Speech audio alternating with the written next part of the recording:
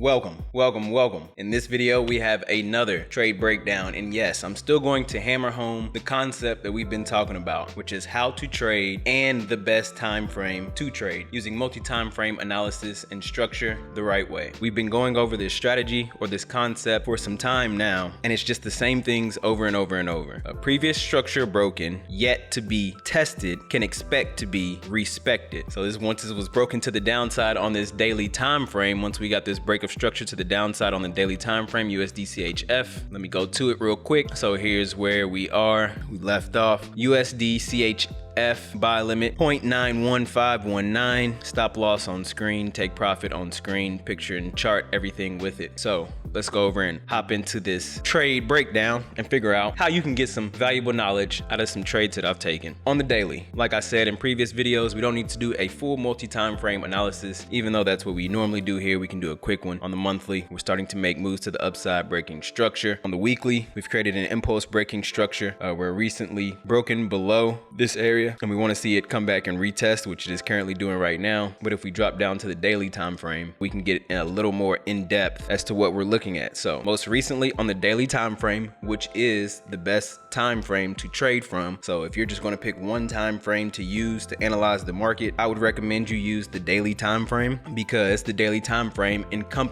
the entire market participants for that day. So it's going to give you a broad overview, or likely the direction of what the traders for that day was thinking. So for these last 3 days, we've had a move to the downside, breaking structure. We've had a little bit of continuation with some consolidation, moving basically back and forth, sideways movement. And then on this third day, we have a bullish candle, blue for me, green for you, maybe a different color, but this is my bullish candle. So my bullish candle was printed, and after it was printed, we did not retest previous structure, broken to the downside. That should now be retested and acted as resistance. So summing this up, structure gets easier to see the further you go away and zoom out on time frames. That's why I preach that the higher time frame triumphs the lower time frames, because it takes longer to make and create the structure on those higher time frames. So it's more respected. If it takes a lot more time and money to create and break structure on the higher time frames, that means on the lower time frames, most likely it's going to be respected as a major structure area. Remember, we use logical thinking over here, stuff that can't be disputed. So let's go. On the daily, the structure of the market is clear. Previous structure yet to be retested can expect to be respected. So let's move on. Wait for the candles to close, guys and girls. Please don't trade in the middle of a candle. Pick a time and wait for the candles to close on that time frame before you decide to get in. That's all I want to say about that, really. I'm not even putting this pair on the watch list until the end of the day. Until this daily candle closes, I'm not even putting this on the watch list to trade. But once it does close, I can see that we have a bullish candle, which signifies to me that we might want to start to make a move to the upside, because the big market participants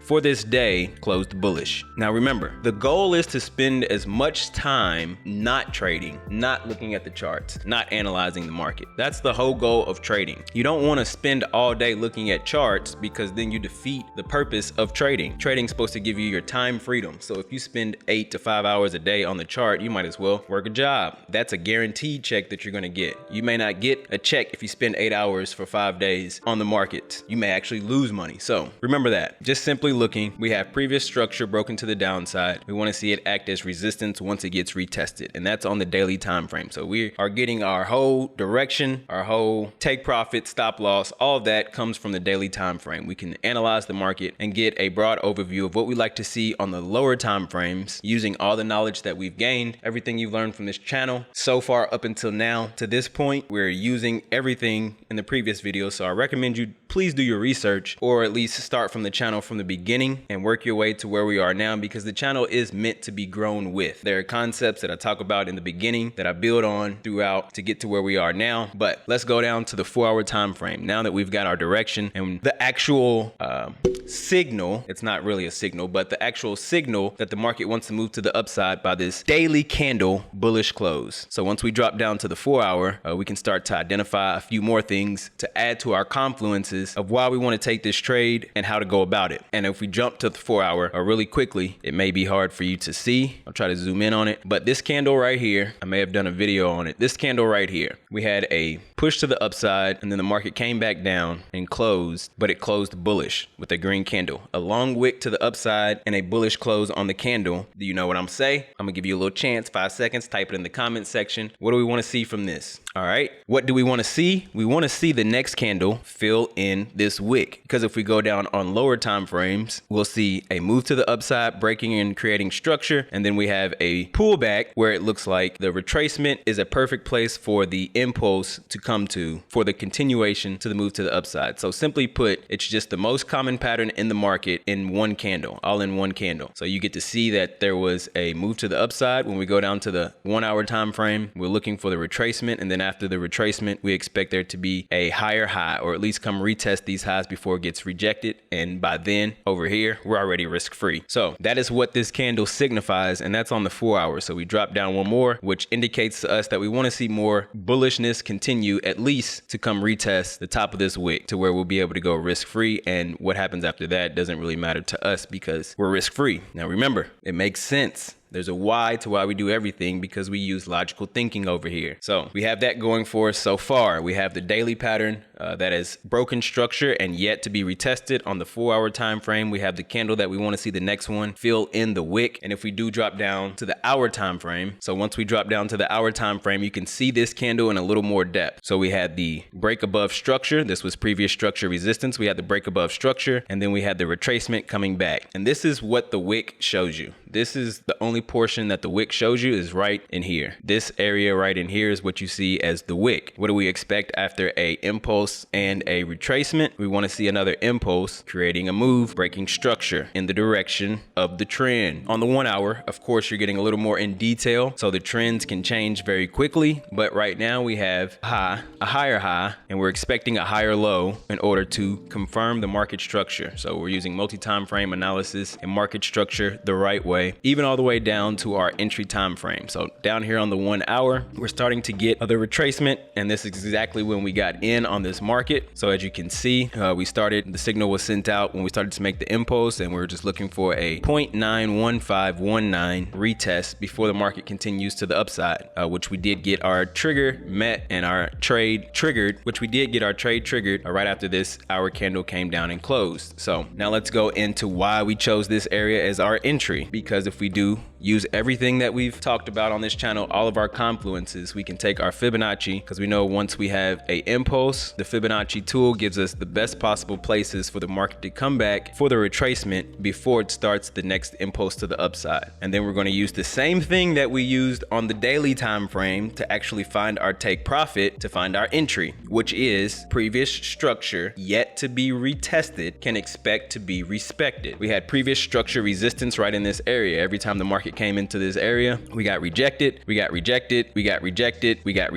to the downside, and then we finally broke this area all the way up to the upside. And from there, that is where we found our entry. So we want to enter in on previous structure broken, and because it's going to be retested and respected. So we found our entry right here. It was a great confluence. It was also the 50% of the Fibonacci of this impulse, which isn't a Fibonacci ratio. It's just half of the move, which is in itself a very valuable and a very specific and important area on the chart. And from there, what do? We found our stop loss by using our entry time frame. So we want to put our stop loss below the structure, because if structure is broken and our we put our stop loss below the structure, because if our stop loss is hit, we no longer want to be in this trade anyway, because it would not be confirming our bias of wanting to see a move to the upside along with structure and multi-time frame analysis. So if we put our stop where it makes logical sense, we already know our take profit is going to go around this area. Previous structure broken to the downside, yet to be tested, can expect to be respected, and it gives us a favorable risk to reward, an over 2 risk to reward, a 2 or greater risk to reward. So I don't take anything less than a 2R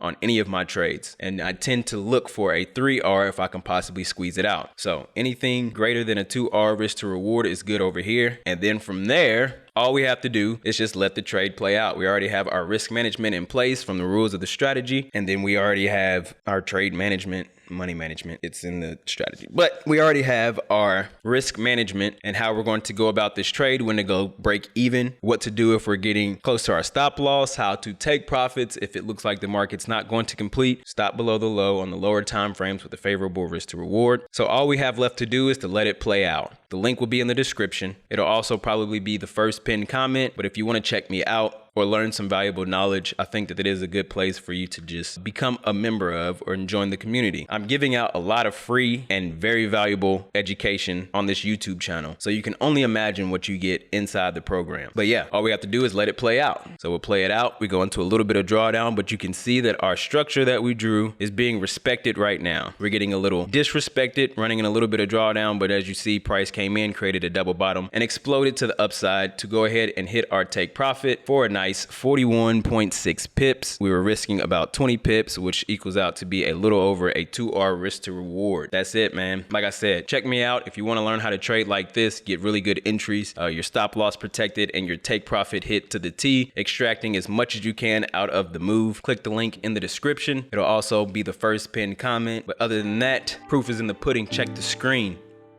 I hope you have a profitable day on and off the chart.